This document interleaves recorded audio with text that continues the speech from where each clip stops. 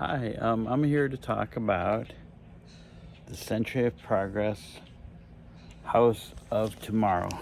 There was an article here in the Chesterton Tribune, and I'll read it. House of Tomorrow to get a $2 million exterior update. The House of Tomorrow offers a stunning view of Lake Michigan from its bluff location in Beverly Shores, but presently has fallen on hard times. The 12-sided house is one of 5 Century of Progress homes that were featured in the Chicago World's Fair of 1933, which had a 2-year run on the Lake Michigan shoreline near Soldiers Field. Actually, there were 6 houses. There were 2 log cabins, so there were 6 entities moved here, and they were not all on a barge. One was by rail. In any case, when the 2 log cabins were here, they were used for 2 families, and at one point, one family was leaving, and the other family said, hey, these cabins are too small, can we connect it to, so that you could see, if you come there, that there's a part that was built to connect. Anyway, after the fair's closure, developer Robert Bartlett in 1935 had the House of Tomorrow, along with 4 other houses, moved by barge across Lake Michigan for relocation into the developing duneland community of Beverly Shores. It was a resort community, and things weren't sound well, so he's trying to market. The homes were lined up on Lakeshore Drive, and it's not Lakeshore, it's Lakefront Drive. The 5 Century of Progress homes have been a major attraction for the Indiana Dunes National Park. 4 of the homes serve as a private residences through a special lease arrangement.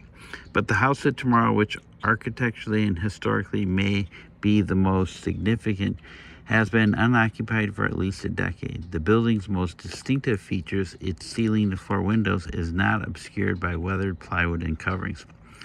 But a new dawn may be coming for the House of Tomorrow, and we will see page 2. I don't know if you're able to see what I'm reading, but I will try to. Okay, so here we go. The Indiana Dunes National Park received $2 million through the Great American Outdoors Act towards the House of Tomorrow restoration, said Bruce Rowe, the park spokesman. Bruce is a great guy, director of communications for the National Park. This will be enough to restore the outside of the building, but not the interior, Rowe said. The exterior's distinguishing features is its windows. It was one of the first glass houses of its type in America, predating Philip Johnson's Glass House and the Farnsworth House, which are both considered National Historic Landmarks. The original architect, George Fred Keek's house, played a pioneering role in the development of passive solar heating. His discovery came through accident. One cold Chicago morning, he noticed that workmen had shed their winter coats inside the glass enclosed space. That's not true. He came once the house was moved to Beverly Shores. He pulled up and sees that men are working in the cold wintertime and have no jackets on, and so he realized at that point that it was being heated. When that house was at the World's Fair, it was the only house that was charged admittance, and it was the only house that was shut down sometimes because the sun heated it up so much. So it was known way back in Chicago that it had a heating problem. It was overheating. Anyway, one cold Chicago morning, it was not a Chicago morning, it was in Beverly Shores. He speculated that having the sun streaming through glass walls would be a cost-effective source of heat. Well, he knew that it was being heated up when it was in Chicago. Keck later incorporated south-facing windows into his architectural designs. When the House of Tomorrow was unveiled in Chicago, the other touted innovations were the first General Electric dishwasher, an iceless mechanical refrigerator, and central air conditioning. All of those features are considered standard features today. Over the next, and you hear that plane sound? It came at a perfect time. There was supposed to be a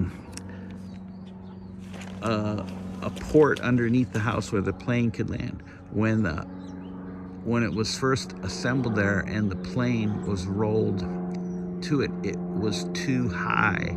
The height of the plane with the tires inflated and everything was too high, so they had to dig more down to allow it to park. Anyway, back to over the next 18 months, the work will start on the exterior restoration, said Todd Ziegler, the Northern Regional Director for Indiana Landmarks. But that will be only the beginning. It's estimated that approximately $1.75 million of interior renovation is needed, and that must come from the private sector, Ziegler said.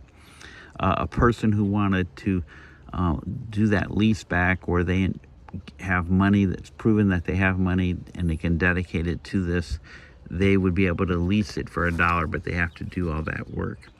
$1 a year, and they would have a contract. It might be decades of being able to live there. Indiana Landmarks has acted as the agent for the Indiana Dunes National Park in managing other long-term leases with private owners for the other Century of Progress houses. The arrangement worked well with the other 4 houses where the private owner leases the property on a long-term basis. Unfortunately, the person who privately leased the House of Tomorrow didn't fulfill their obligations, and the landmark slid into a state of disrepair, Ziegler said. It had actually gone to court, the national park said to the resident, an architect from Chicago, "Hey, you're not doing it right." And she said, "Yeah, I am. I'm not changing." They went to court, and it took a long time, and she lost and was, you could say, evicted or contract terminated. And the house stood for so long. Once the house's exterior is fixed up, Ziegler said it's optimistic that the right occupant can be found. He said that he's already received some inquiries. So I was a volunteer there, and there were people who asked me about details about potentially getting involved with it. But you got to have at least probably 2 million assets readily available dedicated to this project before they would consider you. Anyway, the House of Tomorrow and the 4 other Century of Progress homes are listed on the National Register for Historic Places. They are one of the last physical remnants from the World's Fair, Ziegler said, aside from some antique trinkets. People don't know there was a whole bunch of other buildings moved from Chicago. So the Colonial Village was one of them. So, there's a sign, but over on Beverly Drive, it explains how many were moved. I guess it could have been roughly like 8 or 10 or something like that. You could read about it. Anyway, those all burned except for the church that is there on Beverly Drive. It is west of Beverly Drive and Broadway. And that is a replica of the church where the story of oneth by land, twoeth by sea, Paul Revere, and all that stuff.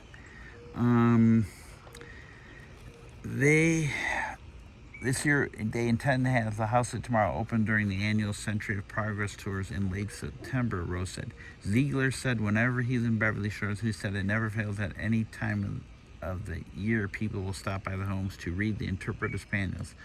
At all the times of the year, it's amazing how popular they are. And if you go there, you will see license plates from all around the country pulling up and looking at that, because that's something that's, if they're coming from the east, a lot of them go to Mount Baldy for that story. I often meet people there, and then the Century of Progress is the next place, and then they might go to the Visitors Center on 49 and go from there. But anyway, that's the story, and have a great evening.